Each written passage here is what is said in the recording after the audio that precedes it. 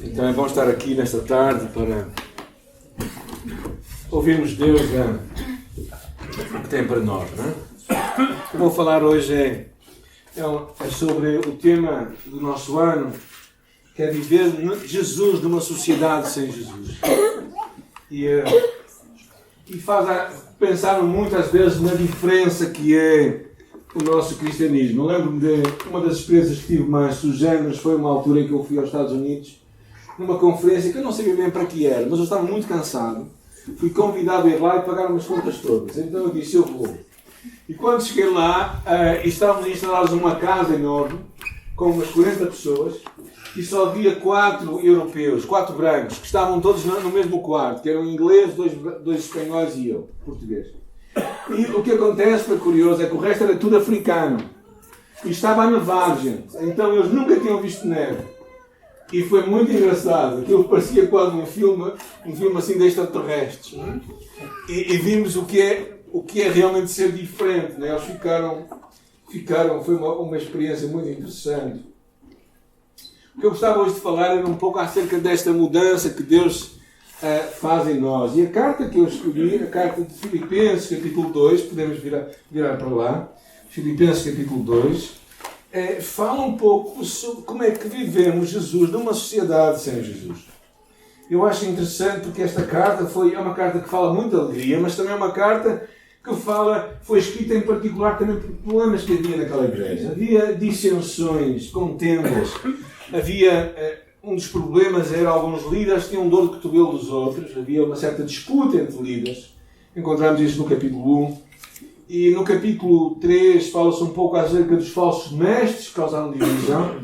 Mas no final do livro, no capítulo 4, Paulo relembra 2 mulheres que estavam zangadas uma com a outra e pede para que elas façam as pazes e tenham o mesmo sentimento. Mas no capítulo 2 ele começa a falar acerca de Jesus. E ele mostra o exemplo de Jesus, que é um exemplo para todos nós. Ele, sendo Deus, decide pensar em nós e não somente em si mesmo. Ou seja, decide vir para servir os outros e não ser servido. Sacrifica-se pelos outros, tendo como propósito final da sua vida servir os propósitos do Pai. Então, depois de conhecermos esta entrada de Jesus, capítulo 2, versículo do 5 até ao 11, vemos esta dádiva de Jesus, como Jesus estava plenamente comprometido em viver para que outros tivessem uma vida transformada. Paulo também se coloca a si mesmo como um exemplo. E é sobre isso que nós hoje vamos ler. A partir do versículo 12 até ao versículo 18. Já encontraram? Quem encontrou diz graças a Deus. Ok, algumas graças a Deus. De manhã a coisa está muito fraca. Havia muita gente, mas poucos graças a Deus. Quer dizer que o pessoal ou estava lento, ainda a dormir, ou qualquer coisa parecida. Mas esta é uma passagem muito interessante. Eu vou ler na Bíblia para Todos, está bem? Porque a Bíblia é para todos. Mas a Bíblia para Todos é uma edição portuguesa que eu gosto de vez em quando de ler. E diz assim, versículo 12: Portanto, meus irmãos, como sempre me obedeceram quando eu estava aí, obedeçam-me ainda mais agora quando eu estou ausente. Trabalhem pela vossa salvação com temor e tremor, pois Deus está sempre a ajudar, fazendo com que desejem e realizem o que é da sua vontade. 14. Façam tudo sem murmurações nem contendas, para que sejam pessoas retas e dignas, filhos de Deus, irrepreensíveis, no meio de gente corrompida e perversa. Devem brilhar no meio dessa gente como estrelas no céu, levando-nos a mensagem da vida. Deste modo, no dia de Cristo, eu poderei sentir-me satisfeito convosco, sabendo que não me esforcei nem trabalhei em vão, ainda que a minha vida tenha sido oferecida como vítima de sacrifício, para juntar a vossa oferta de Deus. Eu sinto prazer nisso e compartilho essa alegria convosco. Da mesma maneira, sintam igual prazer e tomem parte da minha alegria. Ismael, podias orar, por favor? Senhor, obrigado pela tua palavra, que é de vida para nós. Obrigado por estes trechos que lemos e oramos, Deus, que possas falar-nos usando a vida do pastor Samuel. Fala-nos, Senhor, queremos ouvir a Tua voz, precisamos de ouvir a Tua voz. E por isso, Senhor, nos consagramos a Ti, nos colocamos com corações abertos, mentes dispostas. Retira de nós indiferenças, altivez ou qualquer argumento, Senhor, humano quanto à tua palavra, e que tu nos possas falar, Paizinho. Abençoa-nos com a tua palavra, em nome de Jesus. Amém. Um homem chamado Mark Twain diz que poucas coisas são mais difíceis de suportar do que o incómodo causado por um bom exemplo. Quando alguém age como deve agir e nós estamos a agir mal, nós sentimos-nos incomodados. E verdadeiramente é este o grande argumento do apóstolo Paulo. É que Cristo é um grande exemplo para nós e Ele também se dispõe Ele próprio a ser um exemplo. Ou seja, Deus não quer somente que nós imitemos a Cristo, mas Ele quer que nós encarnemos a Cristo. Ou seja, que Deus trabalhe em nós e através de nós para revelar-se no mundo lá fora. E por isso esta passagem é interessante e três pensamentos que eu queria ver convosco. A primeira deles é a ideia de nós vivermos a nossa salvação. É interessante que isto de manhã parece que funciona sempre melhor.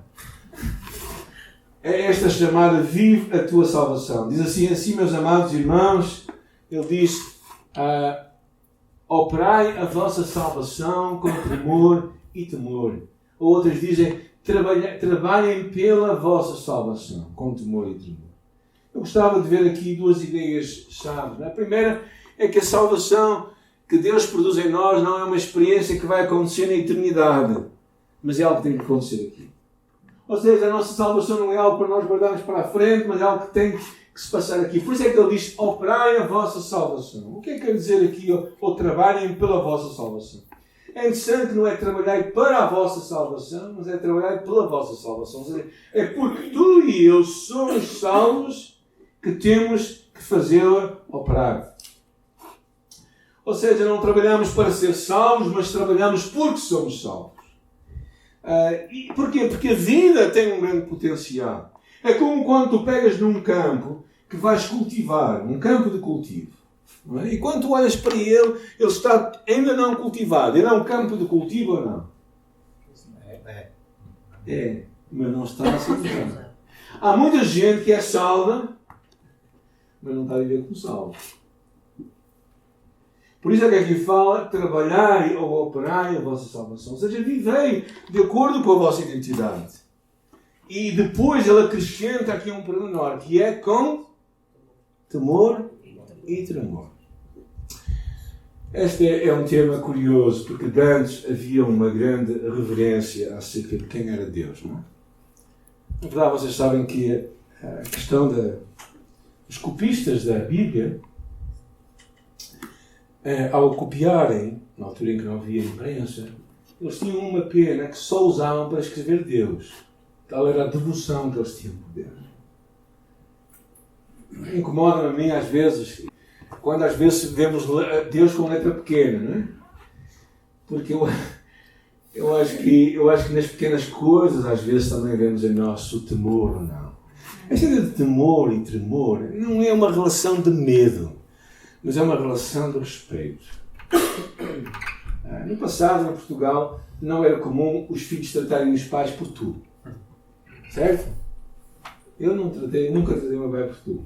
Pronto, é o costume, dizem assim. Claro que eu não sou apologista que temos que chamar reverendíssimo pai, nunca pedi isso dos meus filhos, não é? Mas eu penso que às vezes entramos numa relação de um certo desrespeito. E quando aqui fala desta ideia de operar a nossa salvação com temor e tremor, fala do respeito que às vezes em nós devia haver neste temor santo por Deus, uma reverência por Deus. Não um medo de um Deus, mas um respeito por reconhecermos que Deus é Deus. E que por isso devíamos viver de uma forma em que mostrávamos o temor que temos por Ele, a reverência que temos por Ele. E por isso aqui fala de nós trabalharmos a nossa salvação. A salvação não é uma coisa, um presente que tu guardas para a eternidade, é algo que tens que viver hoje. Se tu és salvo, tu tens que viver como salvo. E isso é quando ele começa, não é? Mas é interessante também pensar o que ele diz logo a seguir, diz, é Ele quem opera em nós o querer efetuar. Ou seja, a obra que tu vais fazer na tua salvação, aquilo que tu vais realizar pela tua vida, aquilo que a tua salvação vai demonstrar, tem origem em Deus. E é por isso que a Boa Nova para Todos é interessante, diz, Deus está sempre a ajudar, fazendo com que desejem e realizem o que é a sua vontade. Agora nós podemos escolher não fazer. Mas Deus sempre está connosco. Deus sempre está a falar connosco. E claro, neste caso dos filipenses, num ambiente em que havia conflitos e problemas para resolver, Deus queria que a mudança fosse feita. A mudança que acontece em nós também não acontece fruto do teu desejo somente, mas é um desejo do próprio Deus. Ou seja, é o poder de Deus. Por isso é que às vezes quando tu conheces pessoas santas, e santas normalmente são pessoas simples. São pessoas que nós temos que tirar o chapéu porque vemos Deus agir nelas. Não é? E então o que Paulo está aqui a fazer, claramente, é para nós vivermos a nossa salvação. Vivemos, ou seja, fazemos operá-la, mostramos que somos salvos pela vida transformada que nós temos. Porque assim como um campo de cultivo tem que ser cultivado, assim como, por exemplo, uma mina de ouro, imagina que tu herdavas uma mina de ouro lá em Cabo Verde. Não sei se há minas de ouro lá, se calhar não há muitas, não é? Mas imagina que herdavas. A mina de ouro é muito boa, mas se tu não tirares o ouro lá de dentro, não vai ter grande proveito. E a nossa salvação também é algo assim. Deus nos salvou, mas não é para nós ficarmos com aquilo na prateleira, é para nós vivermos a nossa salvação. E depois ele mete aqui um versículo 14, interessante, que ele diz, fazei tudo. Alguém consegue ler? Ou seja, porque esse é um problema, quer dizer, é importante, um exercício que é importante para nós, neste ano 2020, é deixarmos de murmurar e aprendermos a estar gratos. Porque temos muitas razões para estarmos gratos. Para que, ou seja, agindo assim, agindo desta forma, sem estarem a murmurar, e sem estarem a contender. Ou seja, vivendo uma vida de gratidão. Assim, diz ele, vós vos tornareis irrepreensíveis e sinceros. Aqui vamos chegar ao coração da mensagem, que é a importância de tu e eu nos dispormos a brilhar no meio das trevas. Eu ponho dispor-nos a brilhar porquê? Porque, verdadeiramente, nós somos o sal da terra e a luz do mundo. Jesus disse, vós sois a luz do mundo. Mas nós podemos esconder a luz. Ou seja, tem que haver uma atitude da tua parte e da minha parte em nos dispormos para isso. Precisamos de dispor para ser usados. E ele fala aqui algumas coisas, eu queria ver o versículo parte por parte. Diz assim, para que vos torneis irrepreensíveis e sinceros. Ou seja, a outra versão diz, para que sejam pessoas retas e dignas. Como crentes, devíamos viver para Cristo. O Novo Testamento, que traz a nova aliança, fala-nos dos nossos direitos e dos nossos deveres. Mas fala também que nós devíamos ser pessoas, diz aqui, dignas, filhos de Deus irrepreensíveis. E esta é uma imagem muito tirada do Velho Testamento, do animal da oferta que era dado a Deus. O animal que era ofertado a Deus não podia ser qualquer animal. Ele tinha que ser separado. Tinha que ser um animal, primeiro um animal que não passava uma certa idade. Tinha que ser um animal sem defeitos e sem doenças. Ele era retirado por um tempo à parte para que fosse analisado pelo veterinário daquela altura, que era o sacerdote, e que visse que aquele estava em condições para ser ofertado a Deus. E o que está aqui a dizer é que tu e eu temos que ter uma vida também assim. Ou seja, uma vida tal como na oferta do Velho Testamento, uma vida que esteja em ordem. O ensino muito claro daqui era que nós precisamos de refletir Jesus. E através de nós, Deus se vai apresentar ao mundo. Deus se apresenta ao mundo. Claro que aqui tu podes perguntar, bem, se Cristo se apresenta ao mundo através de mim, que tipo de Cristo as pessoas veem?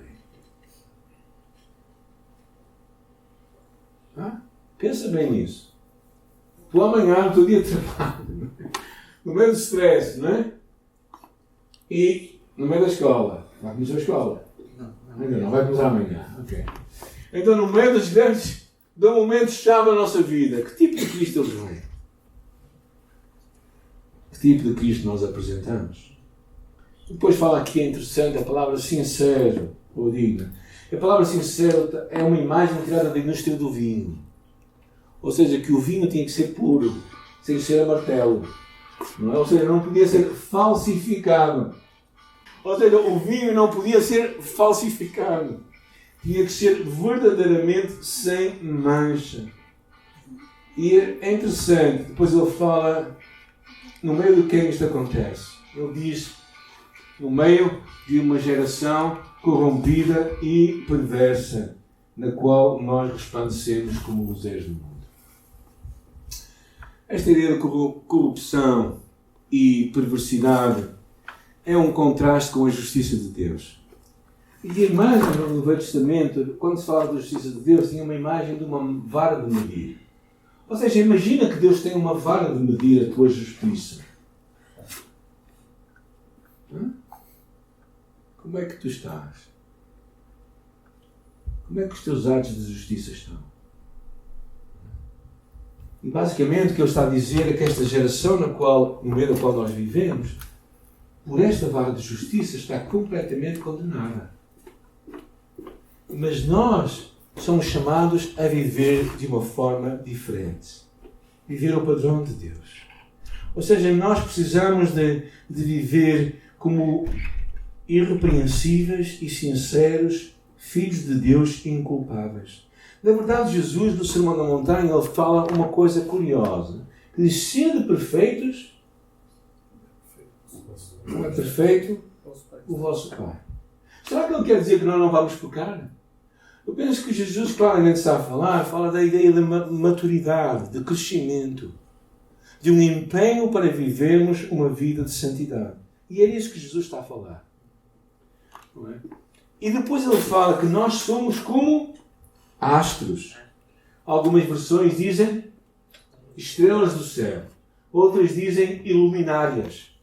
E é a mesma expressão usada no livro de Gênesis. Quando Deus cria o sol, a lua e as estrelas e as espalha pela abóbada do céu no quarto dia. E elas o que fazem basicamente, elas não brilham para si mesmas. Elas brilham para os outros. Quando Deus te coloca a ti e a mim como um astro no firmamento, qual é o propósito? É que tu brilhares para os outros. É tu mostrares de ti, uma luz que reflete a luz de Cristo. Por isso é que Jesus fala numa dada altura, ele diz, eu sou a luz do mundo. Mas também depois retribui e diz, vós sois a luz do mundo. Porquê? Porque nós partilhamos a natureza de Deus. E é aqui que nós percebemos uma coisa, que alguém já disse há muito tempo atrás, que a igreja tem sido o clube que existe para benefício daqueles que não são sócios. Não é? Ou seja, a igreja existe para bem daqueles que não são sócios. Não é? E por isso é que quando nós tomamos decisões, mesmo às vezes em Assembleias Gerais e tudo isso, o que nós temos que pensar não é só em nós.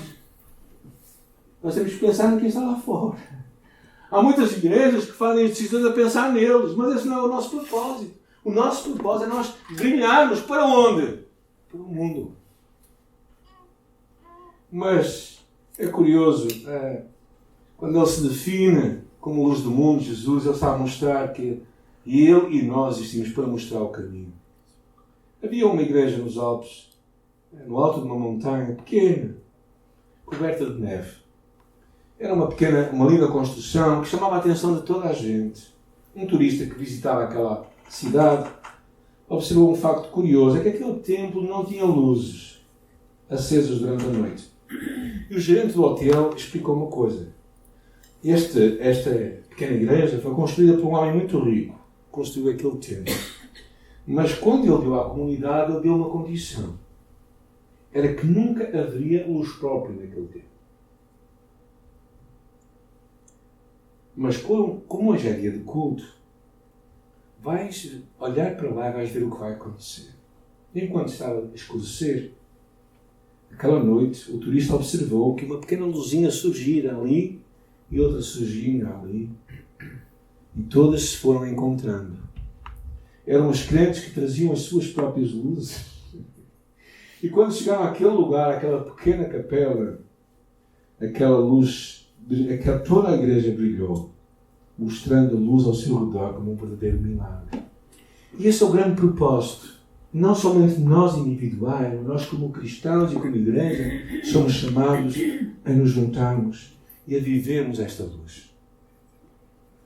Porque o mundo sempre vai ser mundo. E a igreja é esperado que ela sempre seja igreja. E este é o grande desafio que nós vivemos nos dias de hoje.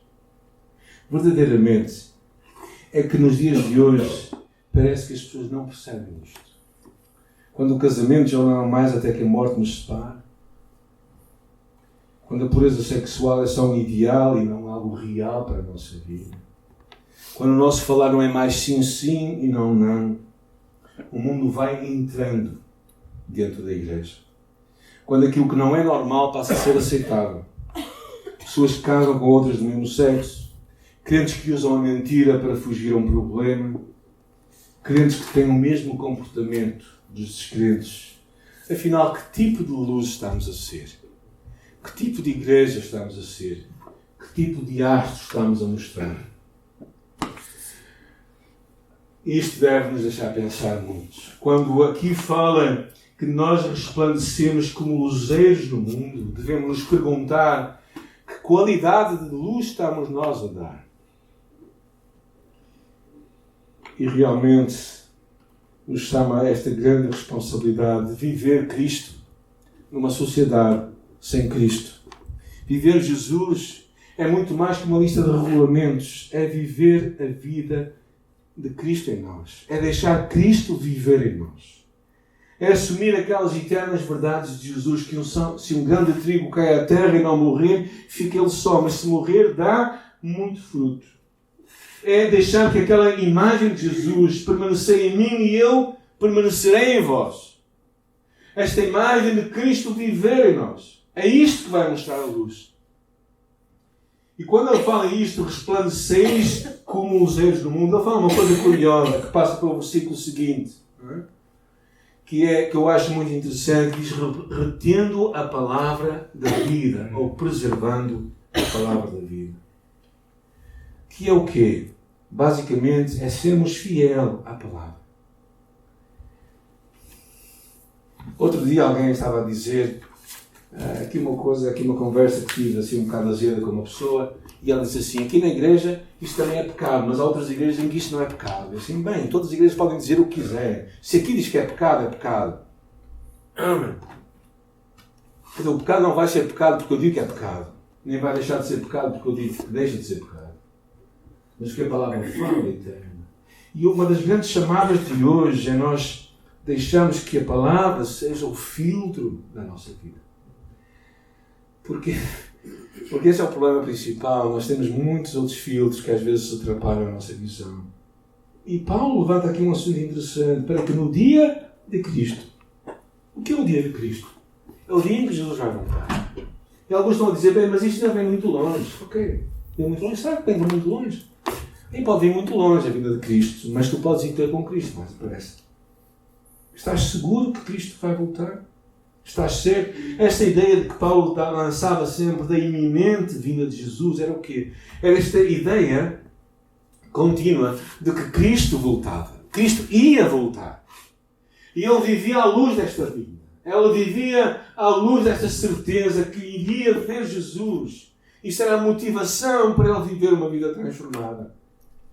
Só assim Cristo é o centro da nossa vida. Só assim, verdadeiramente, nós vamos poder viver como luzeiros no mundo. E estamos na última parte da mensagem. Ele fala de um tema que nós não gostamos de falar. Sofrimento. Ele diz, espera o sofrimento.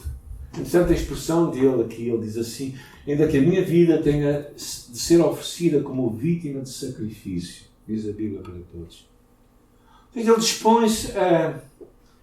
Ele não está a antecipar a sua morte. Não é isso que ele quer entender, mas ele está-se a dispor até a morrer.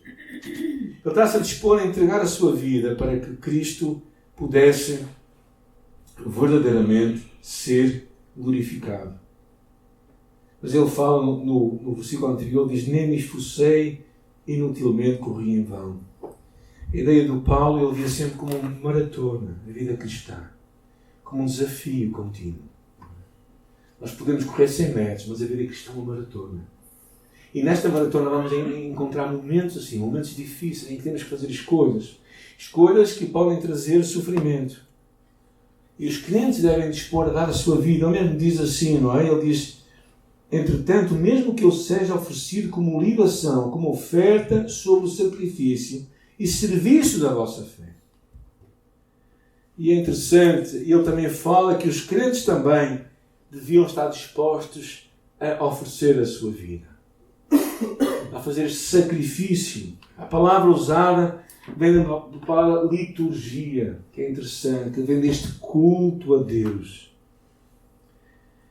Claro que na mente de Paulo estava um versículo-chave para ele. Aquele versículo no livro de Gálatas, capítulo 2, que ele diz: já estou crucificado com Cristo e vivo não mais eu, mas Cristo vive em mim.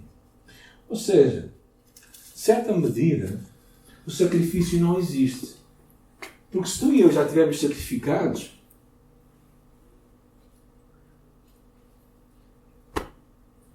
já estamos mortos. Certo? Então, o ponto de Paulo é que verdadeiramente nós precisamos de lembrar estas verdades. Devemos lembrar esta verdade, é que nós precisamos de estar dispostos a viver uma vida em que nós deixamos a nossa vida em Cristo.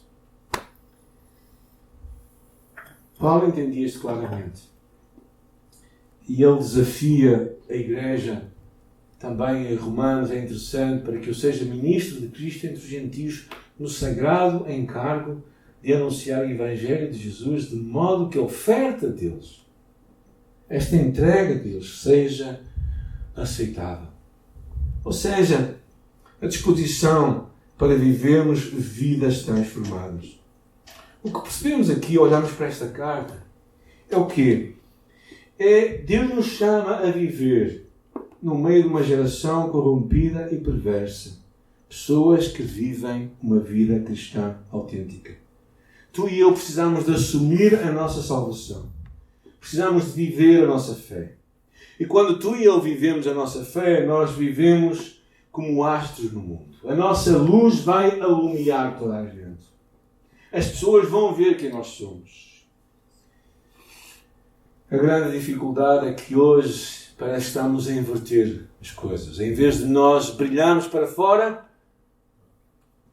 tantas vezes deixamos que as trevas invadam cá dentro. Jesus, no livro de João capítulo 3, traz um versículo curioso, que ele diz assim: e a condenação é esta, que a luz veio ao mundo, e os homens amaram mais as trevas do que a luz, porque as suas obras eram más. Não precisamos muito de pregar sobre a luz. Precisamos de viver. E as trevas vão sentir-se incomodadas. Sabes como é que tu mandas embora um quarto escuro? Sabes como é que tu vais incomodar aqueles que vivem nas trevas? É vivendo a luz. E por isso, quando nós olhamos para este versículo, não é? Quando esta chamada, sejam pessoas retas e dignas, filhos de Deus irrepreensíveis no meio de gente corrompida e perversa, devem viver no meio deles como estrelas no céu, levando-lhes a mensagem da vida. Deus espera que tu e eu sejamos pessoas que vamos deixar Cristo brilhar em nós. Há uma história curiosa acerca de um menino que, a uma dada altura, foi visitar uma catedral. E aquelas catedrais que têm vitrais bonitos. Não é? Eu gosto imenso de vitrais. Não é? Se calhar um dia não, perdemos a cabeça, não. Não temos vitral ali atrás. Não perdemos lá ninguém para isso. Mas é uma coisa que eu gosto muito, acho muito bonito. A beleza da arte sacra é uma coisa muito bonita. E não é uma questão de adoração, nem veneração, nem nada, é simplesmente beleza. E quando nós vemos o sol a vir através dos vitrais, tu vês aquelas cores a espalhar-se. E aquela criança teve aquela experiência. E quando ele chegou de visita, alguém me perguntou: Olha, o que é que tu mais gostaste? O que eu mais gostei foi que a luz que brilhava por trás daqueles santos era muito bela. E sabes o que é que isso quer dizer? É que a beleza que pode haver em ti e em mim não vem de nós mesmos. Vem de uma luz muito maior que vem de trás de nós, que é Cristo. E quando Cristo brilha em nós, então ela vai ser vista por toda a gente. Eu espero que este ano seja um ano, e não só este ano, mas todos os anos da nossa vida, que vivemos Jesus. Não é vivermos uma série de regulamentos, de normas, mas vivemos Cristo em nós. Pensamos de uma forma simples, que é Cristo em mim. O que é que isto significa? Se tu hoje parares na tua vida e perguntares a ti próprio, Cristo em mim, como é que Cristo vivia a minha vida, já não precisas de mais nada. Eu até quase que dizia uma obscenidade, que era, nem precisas disto. Mas quando tu pensas isto, de uma forma honesta e sincera, e dizes, Cristo em mim, como é que eu vou viver a minha vida? Então tu vais deixar que a luz de Jesus brilhe através de ti e o mundo vai ver os santos. Oremos, Senhor, nesta tarde, nós louvamos o Teu nome pela Tua palavra. Senhor. Nós queremos ser estes astros no mundo. Nós queremos ser estas estrelas no céu. Nós queremos ser estas iluminárias que percebem que o seu propósito, a sua função, não é brilhar por si próprios. Não é estarmos aqui a mostrar-nos uns aos outros. É nós mostrarmos ao mundo lá fora quem nós somos. Mostrar o Deus que está a brilhar em nós. Mostrar o Cristo que vive em nós. Senhor, eu oro, Deus, que Tu possas visitar a nossa vida, que Tu possas tocar em nosso coração, que Tu possas falar a nossa alma, que Tu nos ajudes a aceitarmos o compromisso que é entendermos que estamos a viver no meio de uma geração corrompida e completamente depravada e que nós podemos e somos chamados a viver vidas transformadas. Minha oração, Deus, é que Tu levantes cada um de nós, Senhor. E nós como igreja, Senhor, a igreja que vive Cristo. A igreja que vive a palavra, a igreja que prega a palavra, a igreja que está alicerçada na palavra, que não deixa que o mundo entre, mas uma igreja que vive Cristo. E, Senhor, eu peço, Pai, que nos dês coragem para fazer isso no meio da nossa geração. E a geração de hoje é uma geração, em muitos aspectos, também que simplesmente está indiferente a este Deus, aos seus valores. E eu oro, Pai, que nunca permitas que nós baixemos a palavra, que nós comprometamos a palavra, mas que nós retenhamos a palavra, tendo a palavra na vida. E que através de nós outros possam ver a luz e se aproximar. Possam deixar que a invasão de Cristo possa tocar as suas vidas, não para os condenar, mas para os salvar. A minha oração. Usa-nos, Senhor, como luz no meio das trevas, Pai. Usa-nos, Pai, como um farol, Pai, no meio da escuridão, Senhor Jesus. Usa-nos, Pai, como pessoas que vão fazer uma diferença numa geração. E, Senhor, não importa sendo muitos ou poucos, uma pequena luz faz uma grande diferença. Uma pequena luz faz uma grande diferença, Senhor. E, Senhor, eu oro, Pai, que a Tua graça esteja connosco para os desafios que temos, que nunca esqueçamos Jesus, de viver Jesus em nossa vida. E que a Tua glória se manifeste. Nós oramos, gratos no Seu nome. Amém.